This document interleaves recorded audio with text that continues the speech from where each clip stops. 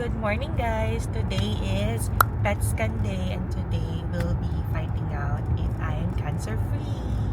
Ang kasama ko today, ang driver ko today ay si Miko, repping his Mary Washington sweatshirt. And this is the road. It's already 6:34 a.m. and my pet scan is scheduled at 8 a.m. I need to drink lots of water before the pet scan. So, yeah, our drive is an hour and 16 minutes and we'll be there at 7:51. We're not gonna be late according to the maps, but look how beautiful.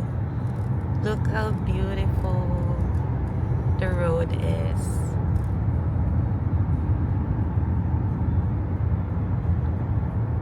I hope today is the day na cancer free. Nakabahan ako. In Jesus' name, in Jesus' name. Cancer free, cancer free, cancer free. Today. In Jesus' name, amen. We did a stop over here in Sheetz. Ito ang Sheetz. It's a gas station. But it also has like kainan. Mga hot dogs, mga ganon. But we are 39 minutes away. And I'm getting nervous. I'm both excited and nervous. But I'm praying talaga na cancer-free na. And I'm thinking of questions that I will ask oncologist. Like, kailan tatanggalin yung port ko, vitamin supplements that I can take na recommended nila.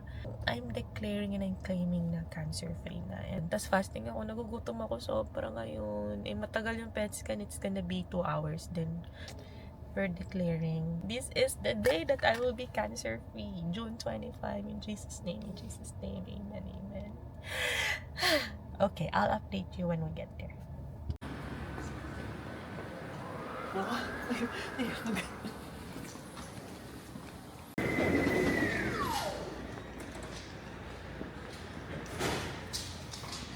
Uy, free water. Take one, free water. Gusto mo ba? Yeah. Get me one.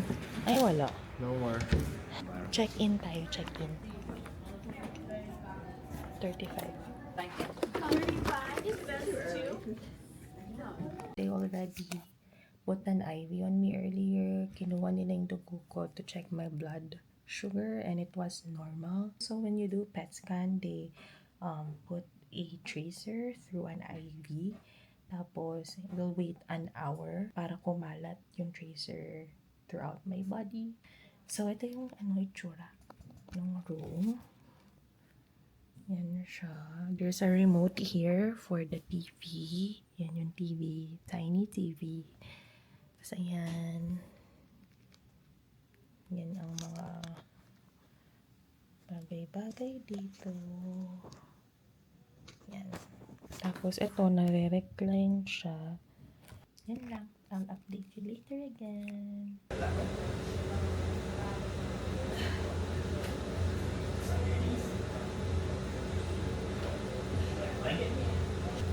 Yes, throw on your pants.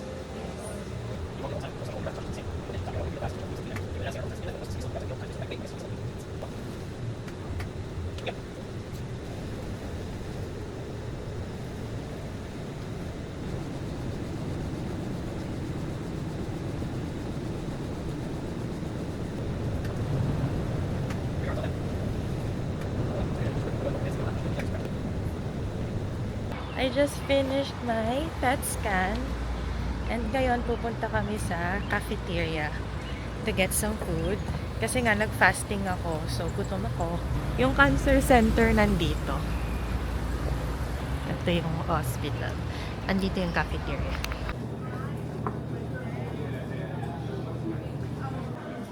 Breakfast.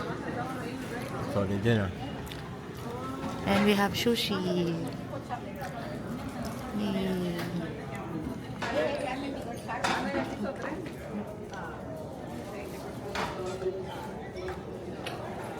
Kaninang 11:40, na-access na yung port ko and kinuhaan na ako ng dugo.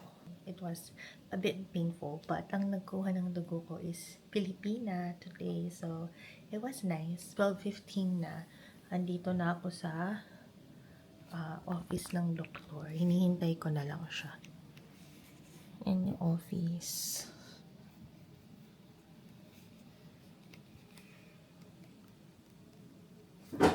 Pakita ko sa inyo. Your PET scan is a lot better. It's not, by my review, completely negative. And it'll be a question, again, you're complicated. We would want your PET scan to be negative by this point.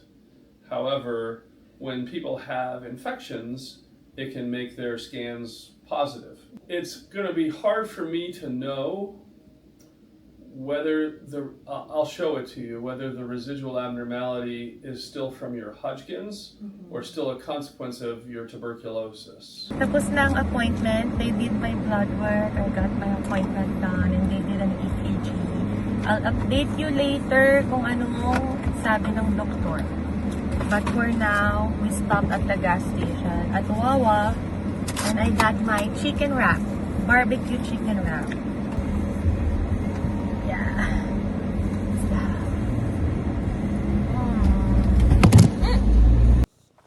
Hello guys, I'm home. Say hello to Cream.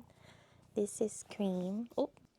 So, for today's health update or PET scan update, my PET scan showed that there is still a very small activity kung saan nakita yung Hodgkin's lymphoma ko before. So, I'm gonna show you a photo para mas madali siyang i-explain.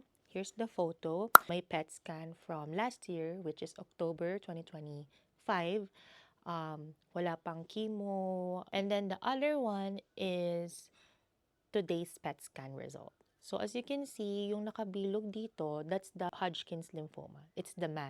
In today's scan, makikita natin maliit na lang yung dark area na yon, yung dark spots doon. So yung dark spots na yon, ayun ay activity, but the doctors cannot conclude if that's because of still my cancer or tuberculosis. PET scan does not have the ability to tell the difference between Hodgkin's and then the tuberculosis. All it's saying is that there's an activity on where my Hodgkin's lymphoma was. So ngayon, the doctor cannot really conclude if I'm cancer-free or not. Kasi nga, hindi niya alam kung Hodgkin's pa rin ba yun or if it's TB.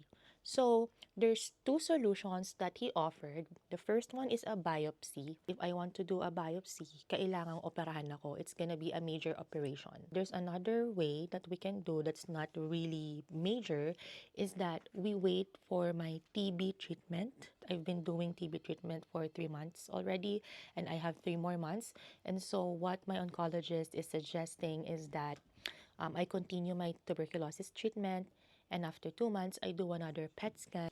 At this point, we don't have a final answer yet, but I take this news as a good news. Although I'm praying na sana today ang result is I'm cancer-free 100%. But it's not really a bad news naman. It's still a good news kasi you saw the difference between my first PET scan and my current PET scan. So, I'm still happy. I'm still grateful. I feel good. What was my reaction ba? I actually teared up a little bit. I teared up but I did not feel disappointment. I think I was just happy pa rin na hindi naman super bad news. It's not worse, you know? It's not spreading anywhere. So, yeah, I just have to be patient again. But I'm happy that I could do more than I'm doing now. Like I can work, you know, I can go out, and I'm just happy with that. So, ayun lang. I'll update you all again maybe in 2 months, another vlog. But we are still fighting cancer. Yun lang. Thank you guys for coming with me. We'll find out more in 2 months. Bye!